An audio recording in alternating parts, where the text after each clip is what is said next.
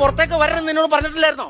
ഇപ്പൊ എവിടെ പോയിട്ട് പരിപാടി? അത് ഞാനേ നമ്മുടെ പഞ്ചായത്ത് കുളത്തിലൊന്ന് കുളിക്കാൻ പോയതാ. എന്റെ ദൈവമേ, പഞ്ചായത്ത് കുളത്തിൽ കുളിക്കാനോ? നീയോ വീടിന് പുറത്തിറങ്ങണെന്ന് പറഞ്ഞ നീ പഞ്ചായത്ത് കുളത്തിൽ എന്തായിട്ട് കുളിക്കാൻ പോയ? ഓ എന്റെ ചേട്ടാ, അപ്പോഴല്ലേ നിങ്ങളുടെ അമ്മ വന്ന് പറഞ്ഞത് ഇവിടെ പൈപ്പിൽ വെള്ളമില്ലെന്ന്. എന്നാ അടിക്കാൻ പാടില്ലായിരുന്നോ?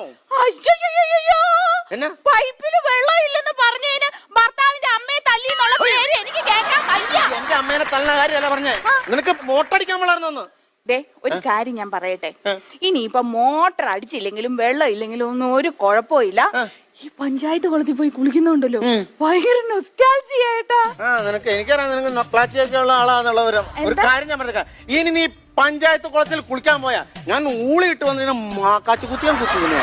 മനസ്സിലായിട്ട് എനിക്ക് നീ പോയി പോണ്. നീ നൊസ്റ്റാൾജിയ നൊക്ലാച്ചിയ എനിക്കെല്ലാം മനസ്സിലാവുന്നുണ്ട്. എനിക്ക് സൗന്ദര്യമില്ല, നിനക്ക് നൊക്ലാച്ചിയ. ഒപ്പം നീ കേട്ടോ.